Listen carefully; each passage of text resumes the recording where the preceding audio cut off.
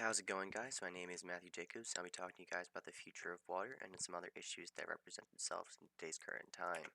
Firstly, we're looking at Lake of Baikal. Lake of Baikal is currently resides in Russia, as in it's one of the only lakes in Russia that really isn't fully frozen throughout the entire year. It is the largest freshwater lake in the entire world. It holds as much as the water as all three of the Great Lakes in the USA combined, meaning that it's absolutely massive. It is one of the deepest lakes in the world, and it can also give enough water to the residents, for about 1 million gallons per person. And it also is currently in the midst of deep Russia, which means that with the warpath that's going on right now, we're not sure what's going to happen to it in the near future. However, talking about that, it's Russia and Ukraine. They are currently at war at the moment. They are going at it because Russia wants to take over Ukraine through superstitious reasons. They want to expand their borders and create their own super USR yet again.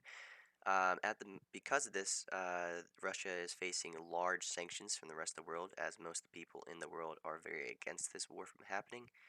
And the current crisis that's happening at the moment is pretty much very bad for the world in whole. Russia is the largest country in the world, and with their amount of people, it's going to be a long, drawn out war, which means that there could be some adverse effects either on the environment itself or Lake Baikal, too. Also, another issue that could be represented is if this war were to end, how would Russia feel about the rest of the world from all the sanctions and the unresponsiveness of these different types of powers? That could possibly, endanger different types of ecosystems throughout the entirety of the world from just adverse effects recurring because of this. So, talking about war on the environment, continuing on with the Russian-Ukraine area, it completely changes the landscape.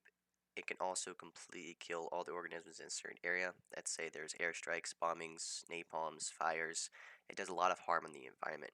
It also destroys mostly every habitat. It kind of kills a certain area of ecosystem that could be very, very much so needed for these types of habitats to continue, and it can contaminate water heavily. If you look in the picture on the right there, you can see that the water is a very deep gray, and that's just from smoke, ash, and other types of issues that were happening because of the war going on through the napalm and fire that you can see. So also what happens is it makes the land kind of unusable. In Vietnam, if they were to drop napalm on certain types of forest trees and trees to kill the people that were in there that were hiding in holes or in the trees themselves, what would happen was it burn and keep burning. Napalm doesn't stop from water per se, it just keeps going on. And when that happens, what it does is it completely just ravishes that entire ecosystem. It kills everything in the area by just burning it down, and it's more like a more dangerous forest fire. Because of this, it makes the land unusable for a long period of time. What has to happen is the land needs to settle down, the smoke needs to die down, and the vegetables need to start, or vegetation needs to start regrowing. And when that happens, animals can start returning. But this is a very long, drawn-out process. To actually get the amount of animals back into the habitat, the land needs to be almost fully recovered by then. And even then, some won't even return back to the area because of what had happened. They don't really know about it.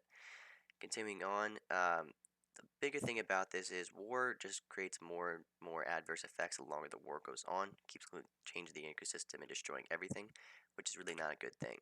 So when it comes to the future of water, in the middle of this water crisis, Lake Bacil must be like kind of used in certain future. But the only issue is will it be accessible because of the sour relations with Russia?